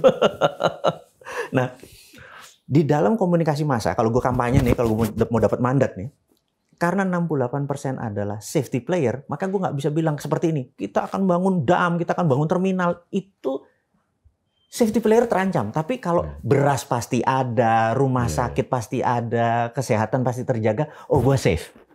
Gitu. Sementara yang kita mau growth, itu risk taker. Iya. Nah, ini yang berat nih. Kita harus merubah bangsa kita. Hacking. Dihack kepalanya. Supaya kita berani mengambil resiko. Tetapi resiko yang bisa kita tanggung. Dan gue bermaksud hacking ini konotasinya positif. Dalam arti kata. Hacking dalam arti negatif kan. Konotasi negatif. Ngambil data. Gimana kita bisa mengakselerasi proses. Nah, gue merasa ya. Kita tahu pertama kali hack pertama adalah mengambil data negatif. Mengambil data negatif. Nah, bisnis hack organisasi gue ini. Kita tidak mengambil data. Tidak nyolong data. Kita tidak nyolong data, tapi kita memanfaatkan potensi. Jadi contohnya kan ada 5 juta follower kita di sosial media, belum tentu semua suka kita juga gitu. Terus ada 1 juta viewer, jadi YouTube sekitar 500-400 ribuan per hari, Facebook sama IG total 1 juta 1,1. Jadi kalau kita TV nasional kita ratingnya 1 gitu ya, sama lah dengan Net TV gitu. Nah sementara ongkosnya sebuah TV swasta sendiri agak triliunan gitu ya. Kita cuman segitulah sebulan gitu. Nah, kita suka naruh iklan, brother. Naruh iklan. Jadi ada iklan di Naran, iklan Sananta, iklan buku segala macam tiap 3 detik sampai 5 detik. Jadi ada squeeze frame, ada yang ada running text, ada yang banner gitu ya. Itu ternyata bisa angkanya 8 sampai 10 miliar sebulan. Gitu. Itu yang kita menganggap itu nge-hack sebenarnya. Gitu. Karena kenapa dihack? Karena itu reputation. Itu kalau di-repeat orang-orang penasaran nih buku apa sih ini gitu ya. Dibeli walaupun dibeli judulnya dibuang gitu. Tapi itu membuat reputation. Nah, balik lagi ke negara. Negara yang melakukan hacking pertama adalah China. Gue mau cerita mungkin di end of the game kita hari ini. Iya, ini udah lama nih kita ngobrol, seru banget. Gue merasa China, kita gini, kita tiru Cina, bukan ikuti Cina. Bedanya niru sama ngikuti. Apalagi ngikuti maunya Cina. Kalau ngikuti maunya Cina itu seakan-akan GBHN kita ikut GBHN dia gitu kan. Gitu. Tiru Cina ini pertama kan Cina itu adalah imitating country. Pragmatis sekali mereka. Gue nih kalau dapat mandat apa yang gue lakukan? Lo ngopi Louis Vuitton, Hermes segala macam, I don't care. Gue pura-pura nggak tahu. Oh iya, nanti ditangkap 1, pura-pura nanti bebasin lagi gitu. Karena rumus ala bisa karena biasa itu penting. Jadi begitu dia imitating, baru dia mulai improving. China sekarang menjadi innovating country. Karena sudah biasa. Iya. Nah, Dia udah di depan. Itulah strategi hacking. Strategi hacking itu adalah imitating sebenarnya. Ini yang gue mau denger. Iya kan? Itu. Imitating, begitu kita ala bisa karena biasa, kita menjadi innovating. Yang bagus dicuri, bukan dicuri lah, ditiru. Ditiru. Jadi kalau dulu ada ATM kan, amati, tiru, modifikasi. Sekarang amati, tiru, plek, udah. Tiru, plek aja udah. Gak usah improvisasi dulu karena muscle kita, muscle knowledge kita ini kan, muscle kita punya knowledge kan. Muscle knowledge kita tuh harus ditaruh memori. Oh gini toh, begitu itu baru kita bisa. Nah, gimana kita bisa melakukan itu belum udah disemprit gitu. Ini yang gue bilang bahwa saat mudah-mudahan sekarang pemerintah terinspirasi. Jadi sesuatu yang zero risk lepas aja. Dan kita nih udah masuk di era kita punya kapasitas untuk mengumpulkan data dengan jumlah yang banyak sekali. Dan setelah dihimpun, itu komputasinya juga ada kapasitasnya. Gede banget. Dan itu dua-duanya itu kalau diramu, itu bisa membuahkan ilmu imitasi yang luar biasa. Ilmu inovasi yang luar biasa. Nah, ke depan ini gue cuman minta izin pemerintah untuk kita satu tadi, boleh melakukan imitating. Terus yang kedua adalah biarkan kami bermain dengan no regulation. Jadi misalnya nggak ada resiko seperti misalnya saya buat pupuk, udahlah nggak usah pakai izin pupuk, atau kalau mati ya tanaman itu doang. Tapi sesuatu yang masuk ke mulut seperti obat, jamu segala macam, lu baru pakai BP POM gitu loh. Kita mau buat mobil listrik kayak, kita mau buat pakai tenaga areng kayak, kita mau buat mesin pakai kipas gitu. Lepas aja gitu, jangan harus pakai ATPM, pakai izin itu gitu. Itu. Terus kedua, izinin kita punya infrastruktur. Jadi Cina itu nggak perlu Facebook karena udah ada Weibo, dia nggak usah punya Uber, dia punya Didi Sucing gitu ya. Nggak usah punya Amazon, dia udah punya Alibaba. Nah, ini harus diprotek. Jadi gini, kalau ada anak kita buat Google, negara kalau perlu yang promote, contoh promote ini nih, contoh nakal nih, ini ada Menko Kominfo, mudah-mudahan denger ya, Kominfo, sekali-sekali Google dimatiin 2 jam gitu kan. Terus jadi, mati ya udah pakai produk Indonesia tadi. Terus kadang-kadang Agoda matiin 2 jam, Booking.com matiin gitu, supaya Traveloka jalan, supaya yang lokal-lokal jalan gitu. Pura-pura nggak tahu, mati ya gitu. Negara turun. Nakal sikik lah gitu. Ini harus diedit nih. Aduh. Anyway. Otak kita kan konslet gitu. Bro, ini udah panjang nih. Ya. Ada kata-kata penutup? Menarik soalnya. Ada di akhir penghujung diskusi kita nih saat ini. Gue ada masalah dengan anak-anak milenial dan generasi Z. Urusan membaca. Bahkan sejarah dan literatur lokal juga tidak dibaca. Mungkin gue harus cerita 1 menit sedikit. Jadi suatu hari gue cerita tentang Datuk Maringgi. Datuk Maringgi itu naksir Siti Nurbaya. Kemudian bapaknya Siti Nurbaya itu dikasih uang pinjaman. Padahal dia tidak punya kapabilitas untuk ngelola. Akhirnya terjadilah mismanagement, nggak bisa bayar dia. Datuk Maringgi bilang, udah anakmu buat saya, gitu kan? Nah, itulah yang dilakukan Cina sekarang. Datuk Maringgi ini pengen sumber daya alam Indonesia, diberilah kita dengan banyak-banyak itu. Yang jadi masalah di Indonesia, Datuk Maringginya 2, 1 Amerika, 1 Cina. Ada 2, 1 Amerika, 1 Tiongkok gitu kan? Datuk Maringgi 1 ya kita mati. Apalagi 2 gitu kan. Saya buat videonya, saya buat tulisannya. Anak-anak nanya, Datuk Maringgi itu apa? Mati gua. Siti Nurbaya ini cerita apa? Jadi waktu kita menggunakan sanepo, menggunakan kiasan itu, mereka tidak paham. Waduh, patriotisme kita muncul langsung. Berarti anak-anak ini nggak pernah baca. Gimana mau baca? Karena anak-anak sekarang sudah terlalu banyak dengan informasi. Jadi kita nih Dulu zaman tahun 70-an masuk 100 informasi ke kepala kita. Di tahun 80-an 300 informasi. Tahun 90-an 500. Anak sekarang baru bangun tidur udah 2000 informasi masuk ke telinga dia tidak bisa memilah. Membedakan antara fiksi dan fakta. Nggak delusi bisa. Dan fakta. Nah, jadi mungkin gua akan setelah, kan kalau di video gua ada Indonesia Menang sebelah kanan, gua akan buat satu YouTube channel lagi yang anak Indonesia Menang. Amin. Jadi gua akan dongengin itu cerita-cerita Siti Nurbaya, Ande-Ande Lumut, Joko Tarub. Tapi sekali lagi, gua mau lakukan apa yang Jepang lakukan dan Belanda lakukan. Jepang itu nggak ada pelajaran sejarah di Jepang yang dia bilang dia pernah ekspansi. Di Belanda itu nggak ada pernah bilang dia pernah menjajah Indonesia. Jadi cerita Malin Kundang berakhirnya bukan tragis. Malin Kundangnya tobat, diampuni sama ibunya, itu cuma contoh doang batu. Gue mau ubah sejarah demi anak-anak Indonesia Menang, gitu. Jadi nanti saya minta teman-teman semua, kalau Anda nggak bisa baca, saya dongengin. Jadi, atau Anda baca, gitu kan? Gitu kira-kira. Budaya baca itu penting. Oke, bro. Keren. Cukup gila kan? Thank you. Aku yang terima kasih udah diundang kedua kalinya. Mudah-mudahan jangan bosan-bosan. Teman-teman juga di Endgame, mudah-mudahan it's not the end of everything. Enggak. Oke. Teman-teman, itulah Wowi, teman kita. Terima kasih. Inilah Endgame.